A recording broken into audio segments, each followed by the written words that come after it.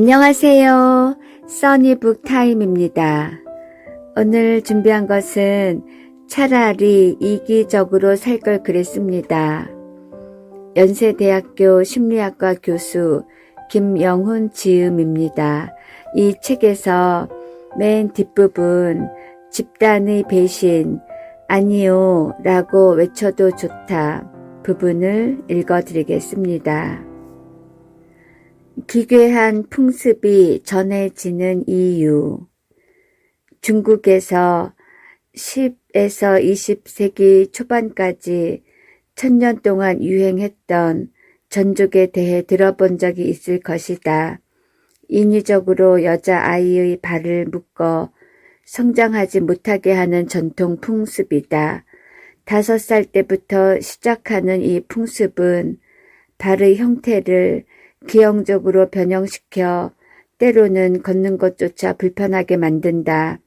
성인이 되어서도 발의 길이는 10cm 정도밖에 되지 않는다. 전족을 시작할 때 발이 자라지 못하도록 천으로 싸매는데 그 고통이 얼마나 심하면 전족을 한 후 1, 2년 동안은 집에서 쉴 수밖에 없었다고 한다. 각 나라마다 이해하기 어려운 풍습이 있기는 하지만 이 풍습이 유독 불편하게 느껴지는 이유는 두 가지다. 첫째는 이 풍습으로 인해 신체의 영원한 변형과 기형을 불러오고 시작할 때부터 엄청난 고통과 아픔을 동반할 뿐만 아니라 평생 동안 불편한 자세로 걸어야 한다는 사실이다. 뛰는 것은 사실상 불가능하다. 둘째는 이 풍습이 한두 세대에서 그친 것이 아니라 약 1000년 동안이나 중국 전역의 여성들에게 가해졌다는 점이다. 이런 풍습이 생겨난 이유에 대해서는 여러 가지 학설이 존재한다. 가장 대표적인 학설 중 하나는 중국 왕실의 상류층인 아름다운 궁녀들이 전족을 했기 때문이라고 한다. 그래서 전족을 했다는 것은 즉 노동을 하지 않아도 되는 상류층이라는 것과 아름다운 미녀라는 것을 나타내는 중요한 상징이었다. 말하자면 중국 사람들에게는 작은 발이 미인의 기준이었다.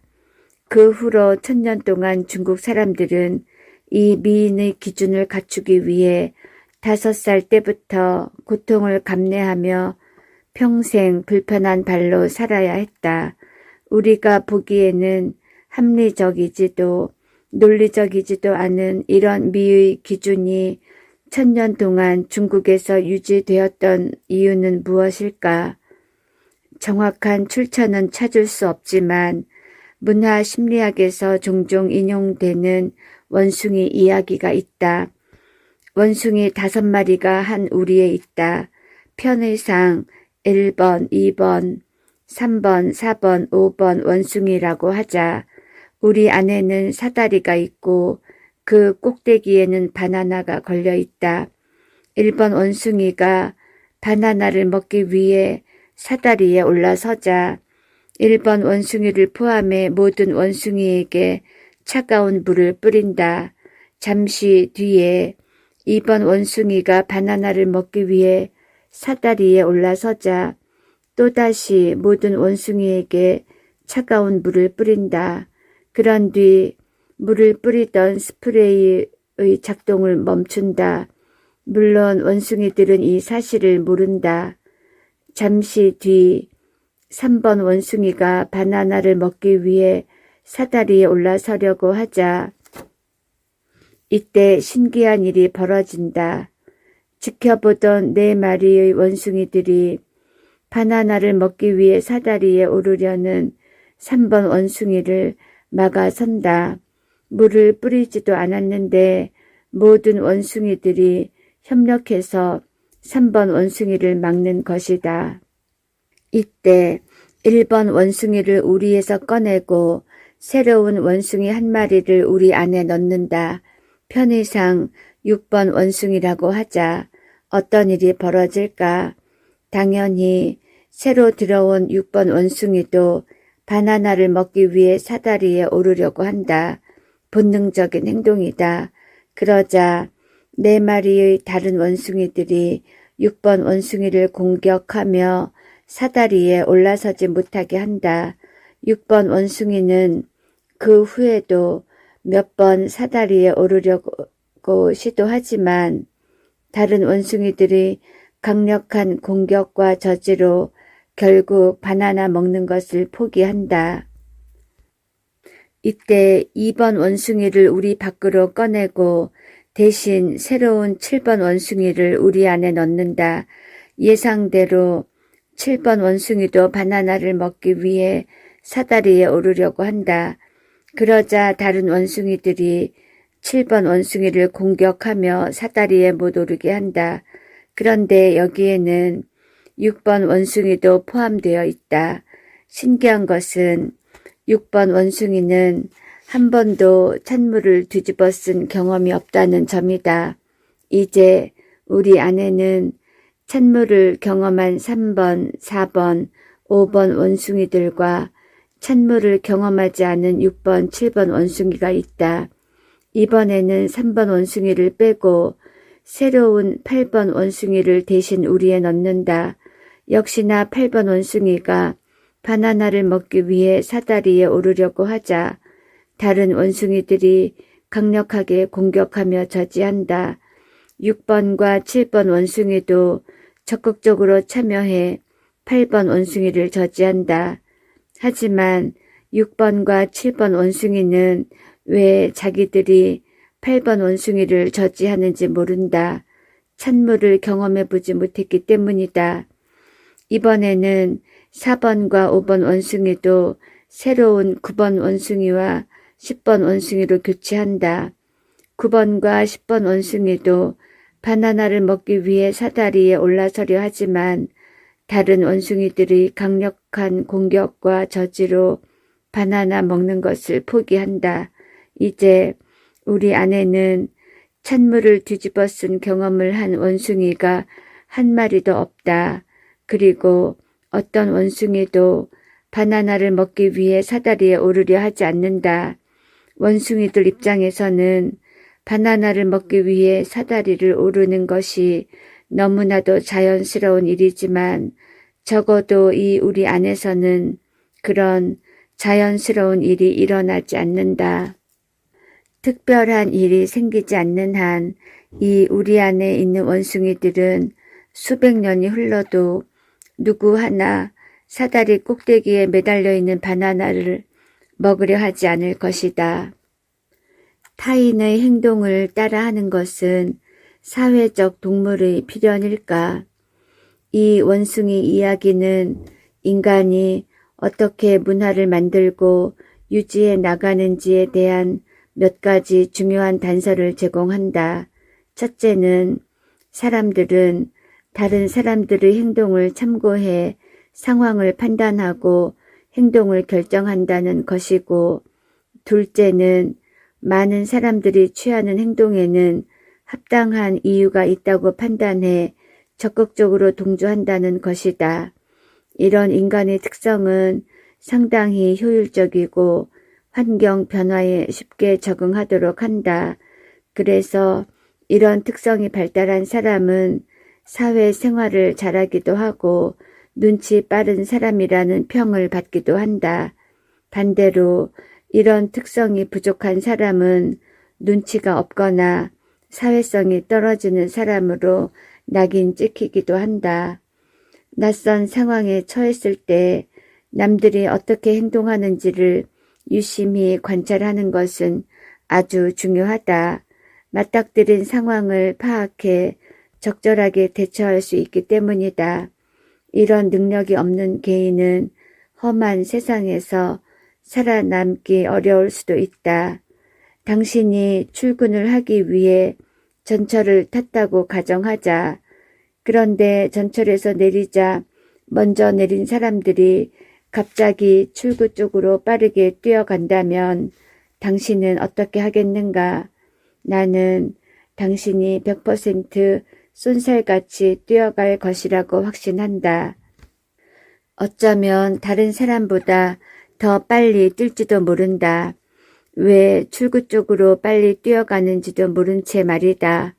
우리 속의 원숭이들과 다르지 않다. 다른 사람들이 모두 뛰면 일단 같이 뛰는 것이 가장 지능적이고 현명한 판단이다. 다른 사람들이 모두 뛰는 데는 합리적인 이유가 있기 때문이다. 한두 사람도 아니고 많은 사람이 특별한 이유도 없이 괜히 뛸 리는 없지 않겠는가. 만약 이 상황에서 당신이 뛰지 않는다면 당신은 죽을지도 모른다. 하지만 이런 판단과 행동이 때에 따라서는 당신과 우리 사회를 병들게 할 수도 있다. 모든 여성들이 전족을 하며 살 수도 있고 우리 안의 원숭이들처럼 평생 바나나를 먹지 않고 지낼 수도 있다. 남들 다 뛰는데 나만 안 뛸 수도 없지만 무조건 다 같이 달리다 보면 낭떠러지로 내몰릴 수도 있다. 모든 사람이 하는 행동이라고 해서 항상 우리에게 유익한 것은 아닐 수 있다는 뜻이다. 어쩔 수 없이 달렸더라도 잠시 멈추고 왜 달리는지를 생각해 볼 필요가 있다. 또 다른 예로 당신이 대학 졸업 후 첫 출근을 했다고 해보자. 같이 입사한 또 한 명의 동기와 함께 출근해서 뭘 해야 할지 몰라 안절부절 못하고 있는데 3명의 직원이 눈에 들어왔다. 얼핏 보아 당신보다 몇 주 먼저 입사한 것처럼 보이는 3명의 직원들이 30잔 정도 되는 커피를 타느라 분주했다. 그러고는 직원들에게 그 커피를 나누어 주기 위해 움직였다. 그때 당신의 입사 동기가 급히 뛰어가 3명의 직원들을 도우려 한다면 이 상황을 목격한 당신은 어떻게 하겠는가? 당신이 일반적인 사람이라면 당신 역시 바로 달려갈 것이고 그 3명의 직원들을 도와 일을 마무리했을 것이다. 당신의 입사 동기나 3명의 직원들보다 더 상냥한 얼굴로 커피를 나누어 주었을지도 모른다. 그러나 당신은 평소 이런 일이 바람직하지 않다고 믿어왔을지도 모른다. 커피 타려고 회사에 취직하는 게 아니다. 그런 직장 문화는 없어져야 한다. 고 대학 시절 소리 높여 토론했을지도 모른다. 하지만 결과적으로 당신은 이 일을 성공적으로 수행했다. 왜일까? 답은 의외로 간단하다. 커피를 열심히 타던 3명의 직원들과 그 직원들을 도우려 황급히 뛰어가는 입사 동기를 보며 당신은 몇 가지 중요한 추론을 했기 때문이다. 모든 신입사원들이 하는 행동이라면 그 행동에는 합리적인 이유가 있을 수밖에 없다. 만약 합리적인 이유가 없다면 대다수의 사람들이 그런 행동을 하지 않을 것이다. 첫째 추론은 당신은 개인적으로는 탐탁지 않게 생각하는 일이지만 당신의 동기를 포함한 3명의 직원들은 출근하자마자 커피를 타서 다른 직원들에게 나누어 주는 일이 바람직하다고 생각할지 모른다는 것이다. 둘째 추론은 만약 이 일에 동참하지 않으면 당신은 다른 신입 사원들이나 부서의 직원들로부터 불이익을 받을 수 있다는 것이다. 왜 질문하기가 힘들까? 집단적 무지의 오류. 강의 때마다 나는 혹시 질문 있는 사람 있나요? 라고 물으며 수업을 끝낸다. 특별한 경우를 제외하고는 질문을 던지는 학생은 거의 없다. 신기한 것은 수업의 내용이 어려우면 어려울수록 질문하는 학생이 없다. 더 신기한 것은 학생 수가 많으면 많을수록 질문하는 학생은 더더욱 없다. 수업 내용이 어려우면 어려울수록 질문이 더 많아져야 하고 학생 수가 많으면 많을수록 질문 수가 많아져야 하는 것이 당연하다. 하지만 현실은 항상 반대다. 왜일까?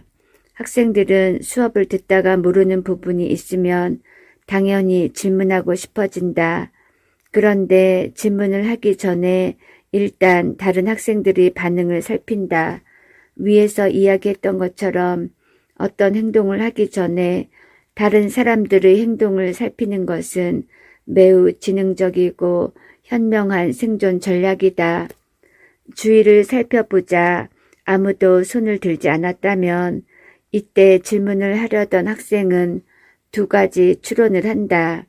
여기서 아무도 손을 들지 않았다는 것에는 매우 중요한 의미가 있다. 첫째는 다른 학생들은 수업 내용을 다 이해해서 질문이 없고 나만 이해하지 못해서 질문이 있는 것이다. 둘째는 이 상황에서 질문을 하면 나만 수업 내용을 이해하지 못한 것을 널리 알리는 꼴이 될 수 있다는 것이다. 그래서 질문을 하려던 학생은 다른 학생들처럼 질문을 하지 않기로 결정한다. 그럼 왜 모든 사람이 손을 들지 않을까? 이 질문이 이번 장의 핵심이다.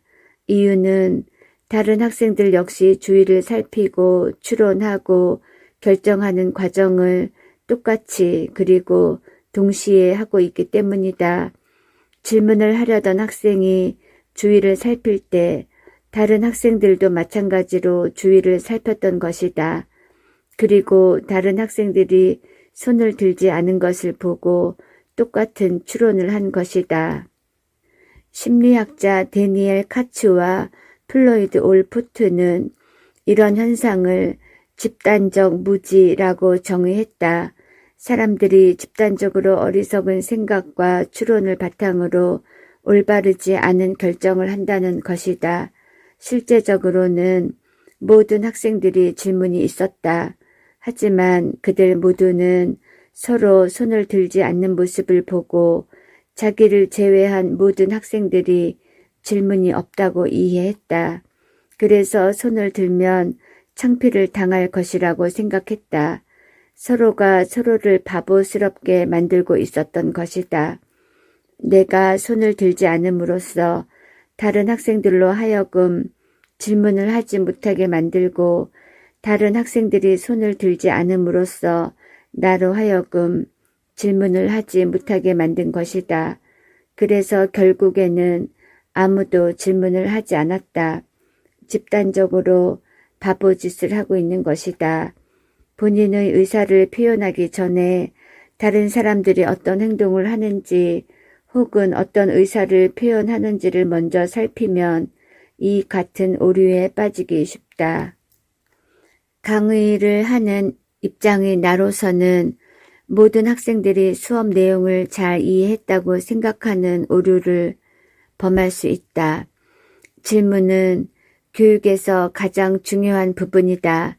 적절한 질문을 기초로 하는 토론과 논쟁이 없으면 교육이 온전히 이루어질 수 없다. 더군다나 심화 내용을 이해하기란 불가능하다. 그럼에도 이 집단적 무지가 아무도 질문하지 않는 현실을 만들어낸다.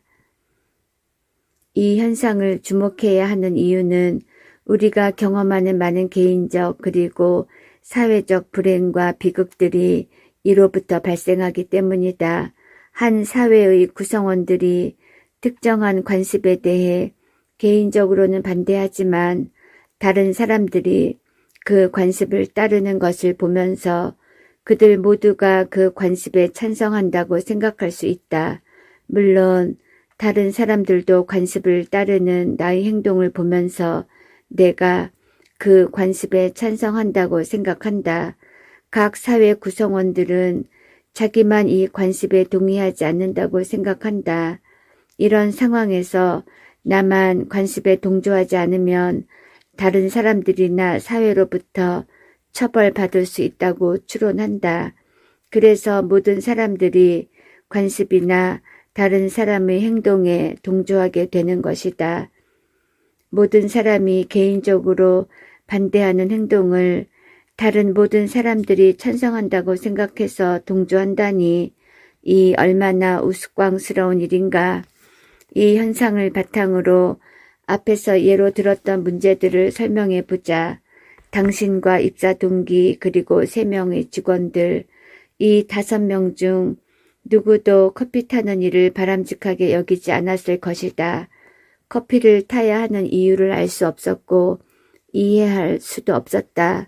하지만 당신은 다른 4명의 직원들이 열심히 커피 타는 모습을 보면서 그들은 커피 타는 일을 바람직하게 생각한다고 추론했고 다른 직원들은 또 다른 직원들을 보면서 그렇게 추론했다. 자신들만 커피 타는 일을 바람직하지 않게 여긴다고 생각한 것이다. 이런 상황에서는 모두가 나만 커피 타는 일에 동조하지 않으면 다른 동료나 선임 직원들로부터 불이익을 당할지도 모른다는 추론을 하게 되어 결국 동조할 수밖에 없다. 서로가 서로에게 바람직하지 않은 일을 바람직한 일처럼 보이게 행동했기 때문이다. 원숭이의 경우도 마찬가지다. 우리 안에 남은 원숭이 6번, 7번, 8번, 9번, 10번은 모두 본능적으로 사다리 꼭대기에 있는 바나나를 먹고 싶어 한다. 이 원숭이들은 찬물을 뒤집어 쓴 경험을 한 적이 없어서 왜 바나나를 먹으면 안 되는지에 대해 전혀 알지 못한다. 하지만 이 원숭이들은 다른 4마리의 원숭이들이 바나나를 먹지 않는 것을 보고 그 원숭이들은 바나나를 먹으면 안 된다고 생각한다고 추론한다. 자기만 바나나를 먹어도 된다는 생각을 하는 줄 아는 것이다. 하지만 이런 상황에서 바나나를 먹으면 다른 원숭이들로부터 처벌받을 수 있다고 생각해 동조할 수밖에 없다. 원숭이들은 모두 바나나를 먹고 싶어 하면서도 서로가 서로에게 바나나를 먹으면 안 되는 것으로 행동했다. 특별한 일이 없는 한 이 우리 안의 원숭이들은 평생토록 바나나를 먹지 않을 것이다. 중국에서 1000년간 지속되었던 전족도 같은 이유다. 1세대가 지나고 2세대가 지나면서 대부분의 사람들은 전족을 하는 이유를 알지 못했다. 왜 작은 발이 미인의 기준이 되는지 알 수 없었다. 그리고 전족을 하는 대부분의 5살 여자아이들과 그 부모들은 전족을 개인적으로 반대했을 것이다.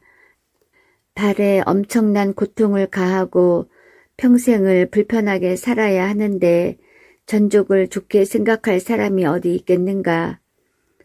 다른 사람의 행동을 관찰하며 우리는 자율적으로 특정한 전통에 동조하기도 하지만 사회 구성원들에 의해 동조하도록 압박을 받기도 한다.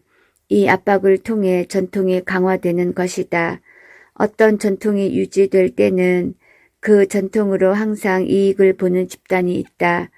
아무도 이익을 보지 않는다면 전통이 유지되기 힘들다. 또한 이런 이익은 주로 나이 많은 사람, 권력을 가진 사람, 지위가 높은 사람이 취하기 때문에 더욱 쉽게 유지되고 강화된다. 중국 전족의 경우에는 좀 더 조직적이고 정치적인 압박이 가해졌다. 발이 큰 사람을 추녀로 취급하기도 하고 전족을 하지 않은 사람을 천민으로 여겨 사람의 가치를 떨어뜨리기도 했으며 정기적으로 전족 대회를 열어 발이 가장 작고 아름다운 여자를 미인으로 선정하기도 했다. 이런 대회나 상은 상징적인 의미를 수반해 전통이 문화적으로 깊이 뿌리내리게 한다. 전 국민적 차원에서 전족을 지지한다면 한 개인이 이런 전통으로부터 자유롭기는 불가능하다. 오히려 더 적극적으로 전통을 따라 훌륭한 사회 구성원이 되려는 것이 사람의 기본적인 심리다. 우리도 우리 안의 원숭이들처럼 바나나를 먹어도 되는데 여전히 먹지 않고 있는 것은 아닐까? 전족을 하지 않아도 되는데 하고 있는 것은 아닐까? 커피를 타지 않아도 되는데 아직도 타고 있는 것은 아닐까? 생각 없이 다른 사람들이 하는 행동을 무조건 따라하는 것은 언제든지 우리에게 전족이 될 수 있다. 결혼식 때 내는 부조금은 합리적인 전통일까? 아니면 우리의 전족일까? 많은 전통들이 처음 생길 당시에는 대부분 합리적인 이유가 있었다. 그렇지 않으면 애초 생기지 않았을 것이다. 우리 안의 원숭이들에게도 처음에는 바나나를 먹지 않는 것이 합리적이었다. 찬물을 뒤집어 썼기 때문이다. 부조 문화도 마찬가지다. 부조는 우리나라가 먹고 살기 힘든 시대에 상부상조의 정신을 바탕으로 만들어진 훌륭한 미풍양속으로 두레와 품앗이 같은 관습에서 유래됐다. 한 집에 큰 일이 생기면 동네 사람들, 친척, 그리고 지인들이 일손을 도와 큰일을 함께 헤쳐나갔다. 그리고 또 다른 집에 큰일이 생기면 되갚아주는 형식이었다. 농업시대에 이런 상부상조의 정신과 관습 등이 없었다면 한 집안과 사회가 생존하기 어려웠을지도 모른다. 하지만 산업화를 거치면서 그 현실적인 기능들은 의미를 잃었고 노동력을 교환하던 관습들은 돈을 교환하는 문화로 대체됐다. 이때부터 부조라는 관습이 문제되기 시작했다. 인터넷 검색창에 부조금을 치면 가장 많이 등장하는 이슈가 결혼식에 참석할 때 부조금을 얼마나 내야 하느냐에 관한 것이다. 예전에는 노동력을 교환하며 상부상조하는 것이 중요한 의미였지만 돈으로 대체된 지금은 결혼식 참석과 부조금의 의미가 더 이상 교환에 그치지 않는다. 더 중요한 의미가 많이 생겨버렸기 때문이다. 첫째는 결혼식에 참석하는 사람들의 수가 당사자의 사회적 위치를 대변한다. 둘째는 참석 여부와 부조금의 액수가 서로의 관계가 얼마나 깊은지를 대변한다. 상황이 이렇다 보니 부조금을 내는 입장에서는 생각해야 할 것들이 아주 많다. 상대방이 내가 낸 부조금을 보고 나를 어떻게 판단할지 신경 쓰는 것이다. 부조금은 더 이상 상부상조가 기초인 노동력 교환의 의미가 아니라 사회적 체면을 대변하는 도구로 바뀌었다. 체면 칠해가 강조되는 관습으로 바뀐 것이다. 체면 칠해의 의미가 확장되자 1:1 노동력 교환이던 시절에는 생각지도 않았던 두 가지 문제가 생겼다. 경제적 부담과 개인 시간에 관한 것이다. 이 둘은 항상 함께한다. 경제적으로 그리고 시간적으로 부담이 될 만한 이유는 여러 가지다. 첫째, 나와 상대방의 체면을 생각하면 원치 않아도 부조금을 내야 하거나 평균치보다 더 많은 액수의 부조금을 내야 할 때다. 둘째, 부조금을 돌려받지 못할 수 있는 사람들의 경조사에도 참석해 부조금을 내야 할 때다. 셋째, 개인적으로 친하지도 잘 알지도 못하는 사람의 경조사까지 챙겨야 할 때다. 그렇다 보니 경조사의 당사자를 본 적도 그에 대해 아는 바도 없이 참석하거나 부조금을 내는 경우가 허다해서 경제적으로는 말할 것도 없고 시간적으로도 큰 부담이 될 수밖에 없다. 이렇게 서로 힘들어하면서 허세와 체면 칠해를 하기보다 서로를 아끼고 사랑하는 소수의 사람들만 초대해 결혼식을 치르는 것이 누가 보아도 훨씬 합리적인 선택이다. 허세와 체면 칠해로 서로가 서로를 힘들게 하는 전통을 지속할 이유는 결코 없다. 왜 악습은 여전히 지속될까? 집단적 무지 관점에서 한번 살펴보자. 우리나라에 개인적으로 부조 문화를 긍정적으로 생각하는 사람이 얼마나 될까? 경제적인 측면에서 부담스러울 뿐만 아니라 시간적인 측면에서도 엄청난 손실이다. 1시간 동안 유지되는 체면 말고는 특별히 얻는 것도 없다. 하지만 99%의 사람들이 이 부조 문화에 동참한다. 문제는 바로 여기에 있다. 각 개인들은 부조 문화에 대해 부정적으로 생각하지만 거의 대부분의 사람들이 이 문화에 동참하는 것을 보면서 의미 있고 중요한 관습이라고 추론한다. 그렇지 않고서는 어떻게 99%의 사람들이 그 오랜 세월 동안 이 전통에 동참할 수 있겠는가? 다른 사람들이 모두 참여하는 것을 보면서 그들은 나와 다르게 부조 문화를 긍정적으로 생각하고 있다고 믿을 것이다. 설득력도 있다. 결혼식을 하려면 많은 비용이 필요하니 서로 조금씩 돕고 함께 축하해 주는 것이 얼마나 좋은 일인가. 그래서 더더욱 부정적인 의견을 주장하기가 어렵다. 나만 혼자 삐딱하게 구는 사람처럼 느껴지기 때문이다. 또한 이 전통을 잘 지키는 사람에게는 당근이, 그렇지 않은 사람에게는 채찍이 준비되어 있다. 99%의 사람들이 이 관습에 참여하고 있으니 채찍과 당근의 힘을 발휘하기도 아주 수월하다. 그 친구 상당히 이기적이야. 사회성이 없어. 얌체 같아. 혹은 그 친구 많이 바쁠 텐데 이번에도 찾아왔더라. 그 사람은 항상 그런 일 잘 챙기더라. 사람이 참 괜찮아. 이런 말들을 주고받으면서 이 오래된 부조 문화는 성공적으로 유지되어 왔다. 싱가포르 난양기술대학교의 심리학 교수 칭웨는 2007년 논문을 통해 중국에서 전족이 사라져가는 과정을 묘사했다. 소개하면 다음과 같다. 중국 허베이성 바오딩에 있는 도시 딩저우에는 1889년까지만 해도 99%의 여성들이 전족을 했지만 30년 후인 1920년에는 아무도 전족을 하지 않았다. 1000년간 지속되어 온 전족이 30년 만에 없어진 것이다. 1900년 초까지만 하더라도 중국 전역에 전족이 유행하고 있었으며 실질적으로 없어지기 시작한 때가 1947년 이후인 것을 고려하면 신기한 현상이다. 사정은 이렇다. 전족에 반대하는 사회운동가들이 진보적인 성향을 가진 몇몇 가구를 골라 그들로 하여금 딸에게 전족을 하지 않도록 설득했고 그 가족들은 공개적으로 전족을 하지 않았다. 동네 사람들은 이들이 전족을 하지 않는 것을 목격하게 되었고 이후 진보적이지 않은 사람들까지 전족을 그만두기 시작했다.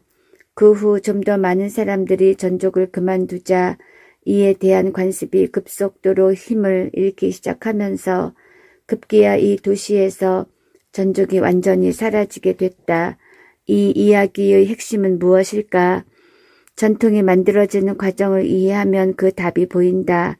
새로운 구성원들은 대부분의 사람들이 전족을 행하는 것을 관찰하면서 그 행위에는 합리적인 의미와 이유가 있다고 믿어 이에 동조했다.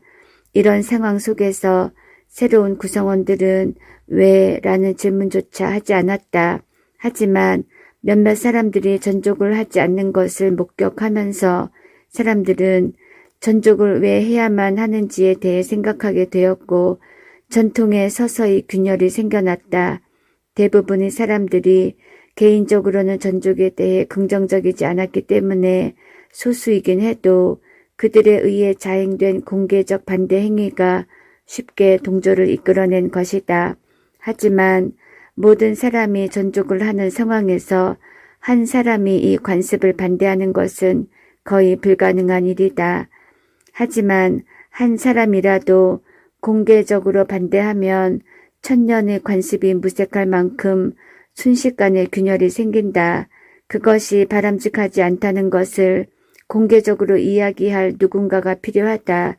이 용기 있는 한 사람이 없다면 전족이라는 관습은 수천 년을 이어나갈 것이다.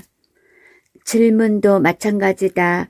보통의 경우에는 아무도 질문하지 않지만 한 사람이 질문을 하면 상황은 완전히 바뀐다.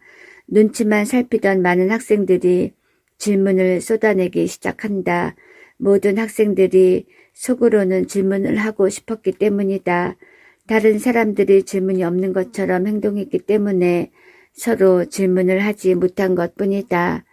우리 안의 원숭이들의 경우도 다르지 않다. 6번, 7번, 8번, 9번, 10번 원숭이들은 아무 생각 없이 바나나를 먹지 않았다. 새로운 11번 원숭이가 들어와서 바나나를 먹으려고 한다면 이때도 이 5마리는 이유 없이 11번 원숭이를 공격하며 저지할 것이다. 그럼에도 불구하고 11번 원숭이가 미친 척하고 공격에 반복적으로 대항하며 바나나 먹기에 성공하면 그 순간 모든 것은 바뀔 것이다. 얼마나 오랫동안 바나나를 먹지 않았느냐는 중요하지 않다.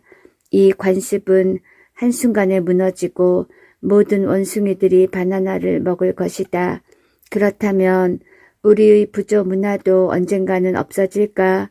가까운 사람들만 부르고 부조금을 받지 않는 결혼식의 문화가 머지않아 생길 수 있을까? 물론 쉽지 않을 것이다. 하지만 나는 시간 문제라고 믿는다. 소수의 사람들이 공개적으로 부조 문화를 반대하고 사회적 압박을 감수한다면 머지않은 시간에 이 문화는 자취를 감출 것이고 대다수의 사람들이 부조 문화를 따르지 않게 될 것이다. 사실 기성세대는 이 관습을 반대하기 어려운 또 하나의 이유가 있다. 지금까지 이 문화에 동조하며 수십 년 동안 이웃들에게 뿌려놓은 부조금이 있기 때문이다. 그 엄청난 액수를 포기하기가 쉽지 않을 것이다. 하지만 그럼에도 불구하고 이런 운동이 사회 각층에서 조금씩 일어나고 있다. 내가 몸담고 있는 학과에서 은퇴하신 한 교수님은 딸을 결혼시키며 아이의 청첩장에 부조금은 절대 사양한다는 글귀를 넣었다. 혹시 몰라서 준비해 갔으나 역시 받지 않았다. 손해가 컸을 텐데 그 용기가 존경스럽다. 우리는 별 생각 없이 대다수의 사람들이 하는 행동을 따라한다. 대다수의 사람들이 하는 행동은 합리적인 의미와 이유가 있다고 생각하기 때문이다. 하지만 대다수의 사람들이 하는 행동에 합리적인 이유와 의미가 없다면 어떤 일이 벌어질까? 아무도 왜 그런 행동을 하는지 모른다면 어떤 일이 벌어질까? 궁금한 것이 있어도 질문하지 못하고 맛있게 먹을 수 있는 바나나도 못 먹고 하지 않아도 되는 전족을 한 채 고통에 시달릴 것이다. 용기 있는 누군가가 사회적 부담을 감수하며 자신의 의견을 이야기하고 행동으로 옮길 때까지 우리 모두는 고통에서 벗어나지 못할 것이다. 한마디 말로 세상을 바꾸는 법. 신기하게도 세상은 아니요 라고 외치며 희생을 감수한 소수의 사람들에 의해 좋아졌다. 그리고 앞으로도 그럴 것이다. 대다수의 사람들이 나와 다른 생각을 갖고 있다고 느껴도 나만의 의견을 말한다면 세상은 바뀌기 시작할 것이다. 아직도 세상 곳곳에는 구성원들의 침묵과 무조건적인 동조로 유지되는 비합리적인 관행과 관습이 많이 존재한다. 이런 것들은 대대손손 우리와 우리 자손들을 괴롭힐 것이다. 언제까지? 당신이 당신의 의견을 말할 때까지. 하지만 희망이 없는 것은 아니다. 가장 큰 희망은 어떤 관행과 관습이 비합리적이라고 생각하는 이가 당신뿐만이 아니라는 사실이다. 이런 생각은 당신의 착각이고 오해다. 당신뿐만 아니라 대부분의 사람들도 당신과 뜻을 함께할 확률이 아주 높다. 다른 사람들은 나와 달리 특정한 관행과 관습을 좋게 생각한다는 착각과 오해는 좋은 사람으로 남고 싶은 당신의 이기심과 귀찮음에서 비롯한 생각일 뿐이다.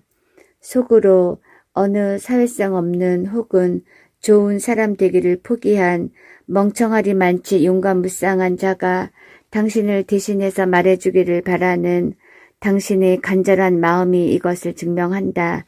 어찌 보면 이런 사회성 없고 멍청하다고 손가락질 받는 자들의 내부 고발, 불만 제기, 화, 그리고 비동조에 의해 우리 사회는 점점 더 좋은 세상으로 발전하고 진화해 왔다. 기득권자들은 이런 이들을 집단의 문화와 전통을 와해시키는 불순분자라고 폄하하지만 사실 이로 인한 가장 큰 혜택을 받을 사람은 당신과 당신의 자손이다. 역사는 진화하기 때문에 비합리적이고 비윤리적인 관습과 관행들은 시간이 지남에 따라 하나씩 자취를 감출 수밖에 없다. 하지만 문제는 얼마의 시간 동안 우리가 이런 비합리적인 전통과 관습에 신음해야 하느냐는 것이다. 하루가 다르게 급변하는 세상이지만 이런 비합리적인 전통과 관습이 사라지는 데는 생각보다 많은 시간이 소요된다. 당신이 말을 하지 않으면 않을수록 다른 사람들은 그런 전통을 동의하고 지지한다고 생각하면 생각할수록 당신이 사회의 좋은 구성원으로서 인정받고 싶은 동기가 높으면 높을수록 시간은 더 지체될 것이다. 목숨을 희생하거나 퇴사를 불사하며 본인의 생각을 외친 사람들도 많았지만 우리 모두가 그런 선택을 할 수 있는 것은 아니다. 하지만 한 사람인 당신이 비합리적인 전통과 관습에 아니요 라고 작게나마 의견을 표명할 때 당신은 두 가지의 놀라운 경험을 하게 될 것이다. 첫째는 당신의 의견에 동의하는 사람들이 천천만만이라는 것을 알게 될 것이고, 둘째는 당신으로 인해 세상이 조금씩 변해가는 것을 보게 될 것이다. 엄청난 희생과 용기가 필요한 것이 아니다. 동의하지 않는다는 표현 하나면 충분하다. 이 작은 표현이 많은 사람들의 오해와 착각을 일깨울 것이다. 집단의 배신, 아니요 라고 외쳐도 좋다를 소개해드렸습니다. 감사합니다. 오늘도 편안한 밤 되시기를 바랍니다.